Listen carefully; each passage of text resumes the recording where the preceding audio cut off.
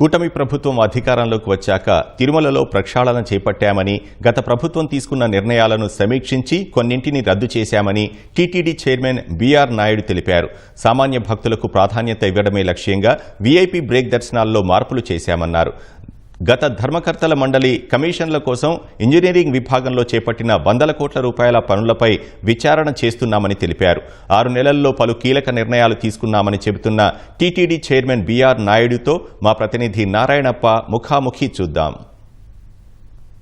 కూటమి ప్రభుత్వం అధికారంలోకి వచ్చాక ముఖ్యమంత్రి చంద్రబాబు నాయుడు ప్రకటించిన విధంగానే తిరుమలలో ప్రక్షాళన ప్రారంభమైంది. సామాన్య భక్తులకు అధిక ప్రాధాన్యత ఇచ్చే లక్ష్యంతో టీటీడీ పలు కీలక నిర్ణయాలు తీసుకుంది.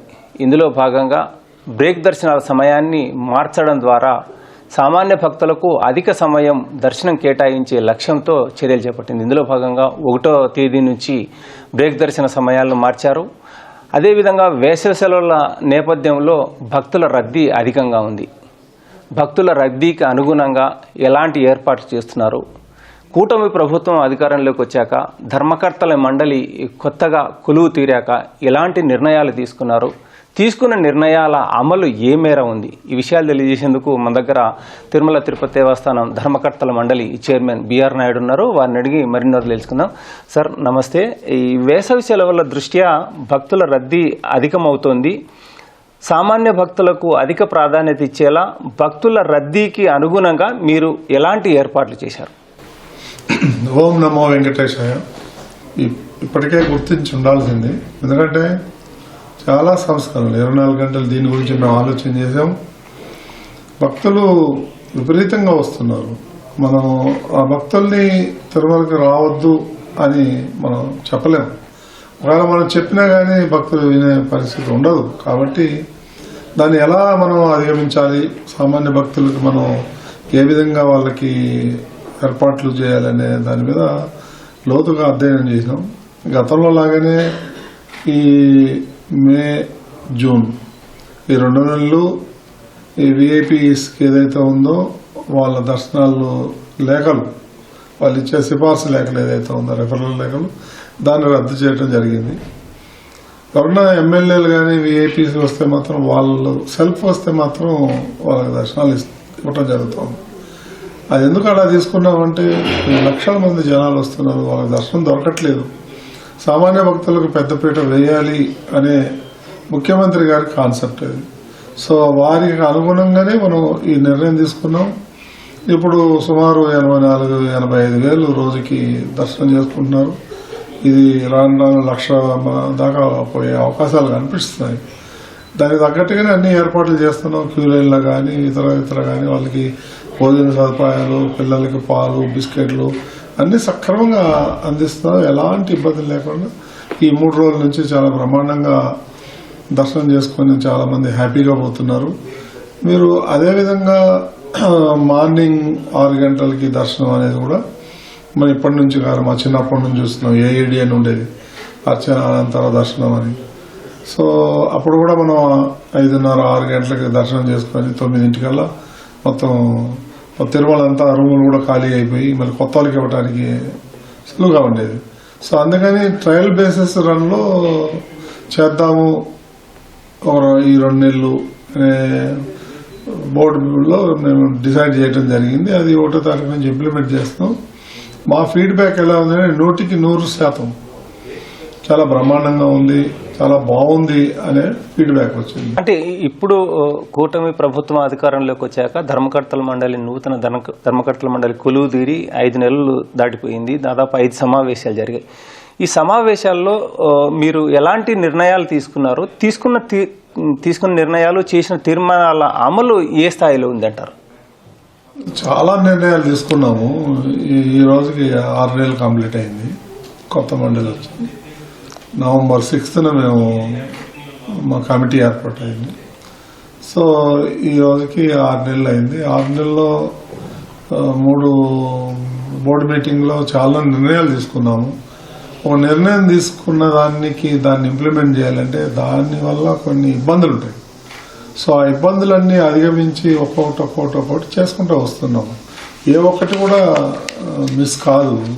తీసుకున్న నిర్ణయాలు తప్పకుండా అమలు చేస్తున్నాం. అందులో ఎలాంటి డౌట్ లేదు. తిరుమలలో ఎవరైతే పబ్లిక్తో పిలిగ్రిమ్స్తో డీల్ చేస్తున్నారో ఆ ఎంప్లాయీస్కి నేమ్ బెడ్.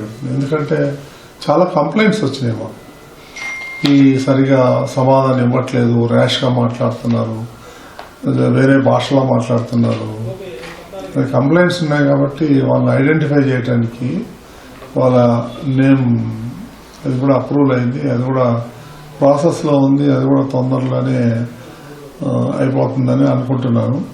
సో అవి కూడా మేము బోర్డులో పెట్టి నిర్ణయం తీసుకోవడం జరిగింది. ఇవన్నీ కూడా ఒక్కొక్కటి ఇంప్లిమెంట్ అవుతున్నాయి. ఏది ఇంప్లిమెంట్ కావద్దు అదేం లేదు. ఓకే, మీరు అన్నట్టుగా వృద్ధులకు కూడా అదే చేస్తాం. ప్రతి నెల మంగళవారం తిరుమల స్థానికులు తిరుపతి వాళ్ళకి దర్శనాలు కల్పిస్తున్నాము. ఈ విధంగా చాలా నిర్ణయాలు తీసుకున్నాం. ఒకటి కాదు, రెండు కాదు. ఇప్పుడు అమోపరాయుడు ముంతాజ్ హోటల్ అని ఒకటి పెట్టాడు. ఆ ముంతాజ్ హోటల్ అన్ని వేరే స్థలం ఇచ్చి ఈ కొండ పక్కన తీసేసి రోడ్డు కా పక్కన పెట్టుకోమని చెప్పి ముఖ్యమంత్రి గారిని రిక్వెస్ట్ చేశారు మేమంతా. అప్పుడు ముఖ్యమంత్రి గారు వాళ్ళ హోటల్ మేనేజ్మెంట్ పిలిపించి వాళ్ళని ఒప్పించి వేరే ప్రాంతానికి మారుస్తున్నారు వాళ్ళు. కాకపోతే ఎందుకంటే ఇవన్నీ ఓవర్ నైట్ అయ్యేది కాదు. ఒకరే కూడా చాలా పెద్ద గ్రూపు, వాళ్ళు ఒప్పుకోవటమే చాలా గ్రేట్. కాబట్టి అది కూడా అయిపోయింది. బహుశా వాళ్ళకు కూడా వేరే ల్యాండ్ ఇస్తున్నాము. ఇక్కడ ఏదైతే తిరుమలలో అక్రమంగా నిర్మాణాలు ఏదైతే జరుగుతున్నాయో వాళ్ళందరినీ కూడా త్వరలో చర్యలు తీసుకోవాలని చెప్పి డిసైడ్ చేసాం. ఇక హ్యాకర్స్ ఉన్నారు ఇక్కడ దుకాణాలు, రోజు 5-10 మంది వచ్చి పెట్టేస్తున్నారు. ఎవడు పెడతాడో ఏంది మనకు అసలు మనం నడిచేదానికి దారి లేదు. అవన్నీ కూడా నిర్ణయం తీసుకున్నాం, దాన్ని ఇంప్లిమెంటేషన్ చేయాలా. ఇప్పుడు CBNS కొత్త అతను వచ్చిన తర్వాత ఫస్ట్ ప్రాజెక్ట్ అది మేము టేకప్ చేస్తాం. ఎవరికైతే లైసెన్సులు ఉన్నాయో వాళ్ళ నుంచి మిగిలిన వాళ్ళందరినీ పంపించేస్తాం. మళ్ళీ ఏమైనా తీసుకొచ్చి పెడితే మాత్రం వాళ్ళ మీద తప్పకుండా క్రిమినల్ కేసులు పెడతాం. వాళ్ళు ఊరుకునేదే లేదు. ఎవడు ఇష్టం వచ్చినట్టు వాడు వచ్చి షాపులు పెట్టేస్తే కంట్రోల్ లేకుండా పోతా ఉంది. సో వాళ్ళు వేరే వేరే పనులు కూడా చేస్తున్నారు, మా దృష్టికి వచ్చింది. అవన్నీ కూడా ఒకటి చేయదలుచుకున్నాను. సో అంటే ఈ బ్రేక్ దర్శనాల సమయం మార్పు ఒకటి తీసుకున్నారు. వృద్ధులకు, వికలాంగులకు దర్శనానికి సంబంధించి నేరుగా వచ్చే వారికి కూడా దర్శన అవకాశం కల్పించాలా, ఆఫ్లైన్లో ఆన్లైన్లో కాకుండా అన్న నిర్ణయం కూడా తీసుకున్నారు. కానీ అది కొంచెం ఆలస్యం అవుతుంది. వృద్ధులు, వికలాంగులకు నేరుగా వచ్చేవారికి దర్శనం కల్పించే అంశంపై అన్నది, వాటికి సంబంధించి ఏమైనా మీరు చర్యలు చేపట్టారా? చర్చ చేశాను నేను.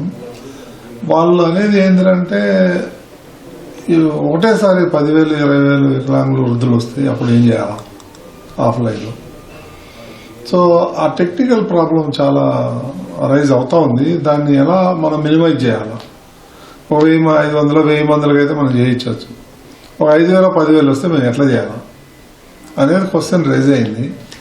సో అదేదైనా ఒక ఫిగర్ అరైవ్ అయిన తర్వాత దాన్ని కూడా ఇంప్లిమెంట్ చేస్తాం. చేయకూడదని ఏం లేదు, బోర్డులో నిర్ణయం తీసుకున్నాము, అది ఇంప్లిమెంట్ చేయాలా, టైం పడుతుంది, దానికి తప్పకుండా చేస్తాం. సో అంటే మీరు ధర్మకర్తల చైర్మన్గా పదవి బాధ్యతలు చేపట్టిన తర్వాత కొన్ని ఇంజనీరింగ్ విభాగాలకు సంబంధించి నిధులు విడుదల చేయడంలో జాప్యం అవుతుంది, నిధులు విడుదల చేయడం లేదు అన్న విమర్శలు వ్యక్తమవుతున్నాయి. అసలు ఈ నిధుల విడుదలను ఆపడానికి గల కారణాలు ఏమంటారు? ఎందుకు ఆపాల్సి వచ్చింది ఏంటంటే? టీటీడీ ఫస్ట్ ఈ మీటింగ్లోనే, బోర్డు మీటింగ్లోనే కొన్ని నిర్ణయాలు తీసుకున్నాం. అవసరం లేని బిల్డింగ్లు, ఇప్పుడు గోవిందరాజుల సత్రాలు ఉన్నాయి 2, ఆ 2 దాన్ని రెనోవేట్ చేశారు, కొన్ని బాగా డబ్బులు ఖర్చు పెట్టారు, రెనోవేట్ చేశారు. రెనోవేట్ చేసిన దాన్ని మళ్ళీ కొలగొట్టేసి మళ్ళీ కొత్తవి, అది మొత్తం 660 కోట్ల రూపాయలు ఉండి డబ్బు తీసుకుపోయి ఆ సత్రాలు ఖర్చు పెట్టాలి. దాన్ని కూడా అది ఆ నిర్ణయం తీసుకొని చేశారు. దాని మీద విజిలెన్స్ ఎంక్వైరీ జరుగుతాం. ఇది ఎవరి ప్రభుత్వంలో ఉంది, దీంట్లో ఎలా ఇచ్చారు, ప్రాసెస్ కరెక్ట్గా ఫాలో అయ్యారా లేదా, సో అవన్నీ అయిన తర్వాత దాన్ని కంటిన్యూ చేయాలి. అప్పటిదాకా ఆపమన్నాం, పూర్తిగా ఆపమనలేదు, టెంపరీగా విజిలెన్స్ రిపోర్ట్ వచ్చేదాకా ఆపండి, దాంట్లో అవకతవకలు జరిగినాయి మాకు అనుమానం. ఆ అనుమానాలు తీరాలి కదా. అది నా డబ్బులు అయితే పర్వాలేదు, ఎవరైనా నేను నా ఇష్టం వచ్చేది. అది దేవస్థానం హుండీ డబ్బులు కాబట్టి మేము అతి జాగ్రత్తగా ప్రతిదీ కూడా క్యాల్కులేట్ చేసి చేయాలా. అందులో ఎంత అవినీతి జరిగింది ఏంటి అనేది కూడా తీయాలా. అది నేను కాదు తీసేది, విజిలెన్స్ వాళ్ళు తీస్తారు. Vigilance enquiry going on. ఇప్పుడు అంత తొందరగా వచ్చింది వాటికి, ఇవాళ కంప్లీట్ చేయాలా, రేపు చేయాలని లేదు కదా. ఎమర్జెన్సీ అయితే ఏం కాదు అది నా విషయం. సో అంటే ఈ బ్రేక్ దర్శనాల సమయాన్ని మార్పు కావచ్చు, లేకపోతే వృద్ధులు వికలాంగులకు సంబంధించి ఆఫ్లైన్లో దర్శనాల టికెట్ల కేటాయింపు కావచ్చు, లేకపోతే తిరుమల ఆధ్యాత్మికతను పవిత్రతను కాపాడేలా గెస్ట్ హౌస్లకు పేర్ల మార్పు, ఇట్లాంటి అంశాలన్నింటినీ కీలకమైన నిర్ణయాలు మీరు తీర్మానాలు చేసినప్పటికీ అమలు చేయడంలో కాస్త ఆలస్యమైందన్న విమర్శలు ఉన్నాయి. దాని మీద మీ అభిప్రాయం ఏమంటారు? విమర్శలు ఏం లేదు. నేను ఒక నిర్ణయం తీసుకుంటే ఈ రోజు నిజం రేపటి నుంచి ఇంప్లిమెంట్ చేయాలంటే కాదు కదా. ఇదో పెద్ద మహా వ్యవస్థ ఇది. దాన్ని అంత తొందరగా మనం ఇంప్లిమెంట్ చేయాలంటే అంత ఈజీ కాదు ఏదైనా కానీ. సో ఆ పేర్లు కూడా మార్చడం కూడా జరిగింది. 90% అయిపోయినాయి అవి కూడా. సో అందులో ఎలాంటి ఇబ్బంది లేదు మనకి. కాకపోతే ఏంటంటే ఇది దేవస్థానం మీద సొంత పేర్లు ఉండకూడదు. కొన్ని రోజులు పోయిన తర్వాత తిరుమల ఎక్కడ ప్రైవేట్ లిమిటెడ్ కంపెనీ అయిపోతుంది అన్న బాధతోని మేము బోర్డులో పెట్టి ఏది రకరకాలుగా బోర్డులు పెట్టేసి ఈ విధంగా చేస్తే ఎట్లా ఆధ్యాత్మికత ఏదైతే ఉందో అది ఏమైనా పోతుందేమో, పవిత్రత పోతుందేమో అనే దాంట్లోని బోర్డులో పాయింట్ వచ్చింది. అది బోర్డు నిర్ణయం తీసుకునే ముందు ముఖ్యమంత్రితో చర్చించడం జరిగింది. ఆయన కూడా అదే అన్నాడు, ప్రైవేట్ బోర్డులు ఉండటానికి వీల్లేదు. ఇదే కాదు, ఏది కూడా ప్రైవేట్ బోర్డులు పెట్టడానికి వీల్లేదు, అన్ని మీరు అంతా మార్చేయండి అని అయితే ఆదేశాలు ఇచ్చారు. దానికి అనుగుణంగానే మేము బోర్డులో పెట్టి నిర్ణయం తీసుకున్నాం. సో అంటే మీ పదవీ కాలంలో ఇంకా సామాన్య భక్తులకు ప్రాధాన్యత ఇచ్చే లక్ష్యంతో ఎలాంటి ఇంకా ఏర్పాట్లు చేయాలనుకుంటున్నారు? మీ ప్రణాళికలు ఏంటి? ఇప్పుడు మొట్టమొదటి సమావేశంలో నేను చెప్పాను, ఆర్టిఫిషియల్ ఇంటెలిజెన్స్ ఏదైతే ఉందో ఏఐని ఇంట్రడ్యూస్ చేయాలి. వాళ్ళకి ఫేస్ స్కానింగ్ చేస్తే వాళ్ళకి టైం అది వస్తుంది. ఆ టైంకి వస్తే ఒక హాఫ్ అన్ అవర్లో దర్శనం చేసుకుని పోవచ్చు.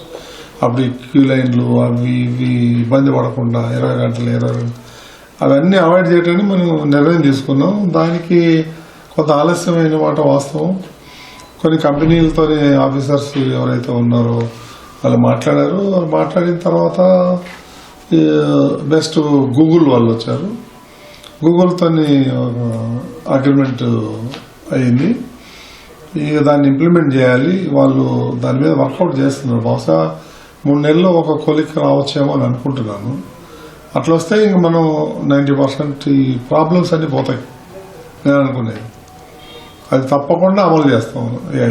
సామాన్య భక్తులకు అధిక ప్రాధాన్యత ఇచ్చే లక్ష్యంతో ముఖ్యమంత్రి ఆదేశాలకు అనుగుణంగా గడిచిన 6 నెలల కాలంలో పలు కీలక నిర్ణయాలు తీసుకున్నామని, ప్రాధాన్యత క్రమంలో తీసుకున్న నిర్ణయాలను, చేసిన తీర్మానాలను అమలు చేస్తూ తిరుమల తిరుపతి దేవస్థానంలో గతంలో చోటు చేసుకున్న అక్రమాలకు, అవినీతికి అంతం పలికేలా చర్యలు తీసుకుంటున్నామన్న అభిప్రాయం టీటీడీ చైర్మన్ వ్యక్తం చేస్తున్నారు.